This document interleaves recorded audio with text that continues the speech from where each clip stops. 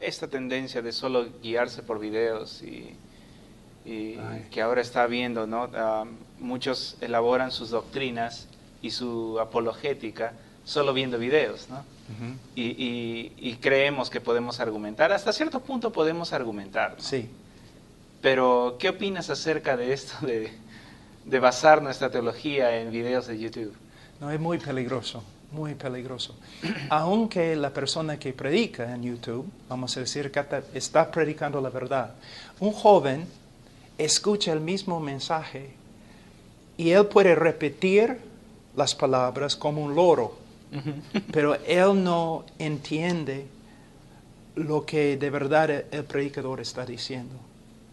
No, mira, tenemos que reconocer que el Internet ha sido una bendición para la iglesia. Por ejemplo, HeartCry aún, nosotros usamos el Internet para ayudar a creyentes en países cerrados al Evangelio, en el Medio Oeste, donde hay persecución. Entonces, y también muchas de las prédicas en YouTube son muy, muy buenas y edifican. Pero también hay un peligro muy grande.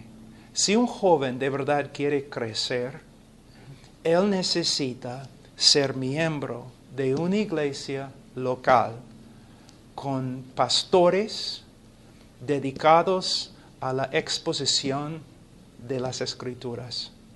Pero algo interesante, ¿no? Muchos de los jóvenes están siguiendo a los conferencistas, ¿no? Y van a una conferencia para escuchar un predicador muy grande. Y el predicador llega al púlpito, ¿no? Casi como un querubín bajándose del cielo, ¿no? Y sale del púlpito como el profeta en un carro de fuego, ¿no? Y el joven dice, mi pastor no puede predicar como él, o mi pastor no es como él. Pero el hecho que tú has escuchado a un hombre predicando en un púlpito no significa que tú conoces al hombre. Satanás predica muy bien. Y aunque los conferencistas pueden ayudarnos un poco, el cristiano crece por medio del ministerio de un pastor fiel en una iglesia local. Estos jóvenes necesitan saber que si tú no eres miembro fiel en una iglesia local, tú no estás caminando con el Señor. Por lo menos no estás caminando con madurez. No estás viviendo en obediencia como debes. La iglesia local es tan importante. Y el pastor, un pastor fiel en su iglesia local, vale más que 100 conferencistas que no ministran en la iglesia local. Muy claro. Acá tengo otra pregunta. Cuando queremos entender el Evangelio, ¿es necesario primero entender a Dios? ¿Cómo es este juego entre qué es primero para llegar a tener un conocimiento un poco más profundo del Evangelio? Bueno, de nuevo, Ajá. hay que mantener un equilibrio. Hay personas en el día de hoy muy sinceras, pero que predican un evangelio muy superficial. Como una reacción, hay otros que piensan que hay que dar al oyente una clase de 6 meses en teología propia antes que puedas predicar el evangelio. Uh-huh. Entonces, los dos extremos no son buenos. Primeramente, si yo sé que tengo solamente 5 minutos con una persona, yo voy a tratar de compartir todo el evangelio. Por supuesto, yo voy a empezar con quién es Dios, pero no voy a poder darle una clase sobre teología, ¿ya?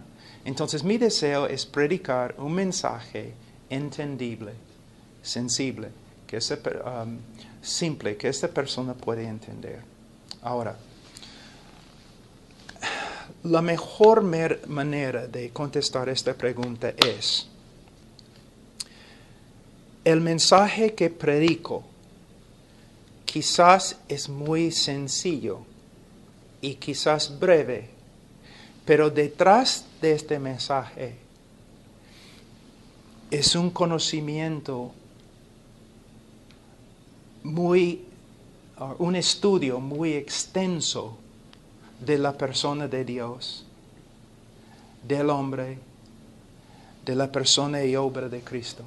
Lo que estoy diciendo es que, es como digo, ¿no? Un joven, ¿no? Escucha un mensaje en el internet y como un loro, él repite cada palabra. Pero él no tiene detrás de él años de estudiar quién es Dios, qué es el hombre, qué ha hecho de verdad Cristo en el Evangelio. Entonces yo quiero que los predicadores del Evangelio sean hombres que han pasado años y años profundizando el Evangelio para que, aun cuando comparten un mensaje de 5 minutos, tú puedes ver que este hombre entiende el Evangelio. Hay una solidez en lo que él está predicando, ¿me entiendes? Entonces, otra cosa, hay personas que han dicho, ¿no? Porque hay un tipo de reforma que está pasando, ¿no? Una nueva interés muy fuerte en la teología clásica, en los puritanos, los reformadores y otras cosas. Entonces hay jóvenes que han entrado en diferentes lugares diciendo, ya, ahora por la primera vez el Evangelio se ha predicado en este lugar. Eso es tan ofensivo e incorrecto, es una mentira. Hay pastores que yo conozco personalmente en la selva que no tienen un estudio extenso del Evangelio. Y quizás no pueden explicar muchas cosas, pero lo que ellos dicen es verdad y personas se convierten. Entonces nunca debemos pensar, el Evangelio nunca se ha predicado acá, pero ahora ha llegado conmigo. No. Hay hombres que han predicado el Evangelio fielmente en Latinoamérica. Pero todos los hombres, pastores, predicadores en Latinoamérica y en los Estados Unidos, tú y yo, siempre debemos estar profundizando el Evangelio, estudiando más y más del Evangelio y predicando más y más del Evangelio. Nunca debemos pensar, ya entiendo el Evangelio. Porque yo me encuentro con muchos pastores que dicen algo así, ya puedo, ¿por qué está predicando sobre el Evangelio? Ya yo sé lo que es el Evangelio. Mira, vamos a estar en el cielo millones de años y todavía no vamos a comprender todo lo que es Jesucristo y todo lo que Él ha hecho a favor de su pueblo, ¿no? Entonces, también nosotros sabemos que, mira lo que hemos hecho al Evangelio. No solamente en Latinoamérica, en los Estados Unidos, Canadá, Europa, África, ¿no? Hemos reducido el Evangelio a algunas frases claves, ¿no? Tú, por ejemplo, ¿sabes que eres pecador? Y si la persona dice, sí, entonces, ¿quieres ir al cielo? Sí. Bueno, Cristo murió por ti, resucitó de entre los muertos. ¿Quieres recibir a Cristo? Sí. Entonces repite esta oración. Hermano, una presentación del Evangelio así es muy, muy peligrosa. Muy peligrosa.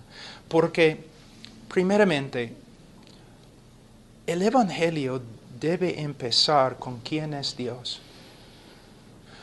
Porque el mero hecho que el hombre es pecador no significa mucho. El pecado es grave solamente, o se ve grave solamente a la luz de la santidad de Dios. ¿Me entiendes? Entonces, yo necesito explicar algo de quién es Dios y por qué Él no aguanta y por qué Él juzga el pecado. Dios es santo, Dios es justo. Él no puede pasar por alto el pecado del pecador. Y cuando digo que un hombre es pecador, Satanás sabe que es pecador, pero él no se arrepiente. Lo que tengo que hacer con las Escrituras es usar las Escrituras como un abogado usando evidencias contra un criminal. Yo tengo que mostrar a esta persona lo que significa cuando digo es pecador y el juicio bajo el cual el pecador está viviendo. Luego yo tengo que mostrarle qué ha hecho Cristo en la cruz. ¿Qué ha hecho? Muchos piensan que casi como Jesús fue un mártir, ¿no? Que los romanos pegaron, persiguieron a Jesús y por medio de su sufrimiento en la cruz, clavos y la espada, o la, ¿cómo se llama? La lanza, que Él pagó por nuestros pecados. Y no entienden la transacción que ocurrió en la cruz. Que en la cruz el Hijo de Dios llevó nuestro pecado y toda la ira, toda la santa justicia de Dios que debe caer sobre nosotros por toda la eternidad, cayó sobre el Hijo. Él sufrió la ira de Dios, como dice en Isaías 53:10, ¿no? Que el Señor, ¿cómo es en español? Lo Aplastó. sometió. Lo aplastó. Isaías 53:10. Voy a buscarlo porque es tan importante. En inglés, yo sé, pero... Mas Dios quiso quebrantarlo. Quebrantarlo, pero la idea, quebrantarlo, es que lo quebrantó bajo la ira que tú mereces y yo merezco. Eso es algo, aunque los sufrimientos físicos del Señor eran necesarios para nuestra redención, lo que de verdad pone fin a nuestro pecado es Cristo quebrantado por la ira de Dios en la cruz. Y después el significado de la resurrección. Y también cómo debemos invitar a los hombres para que reciban a Cristo. Una oración que repiten. La Biblia habla de arrepentimiento y fe. Y la evidencia de fe es que ellos comienzan a crecer en conformidad a Cristo. Como algunos teólogos dicen, la evidencia de la justificación es la santificación. Pero a veces se enseña en Latinoamérica, en los Estados Unidos, que una persona puede ser creyente, vivir en pecado toda su vida, sin arrepentimiento, sin disciplina, y es creyente porque una vez repitió una oración. Esa no es una invitación bíblica del Evangelio.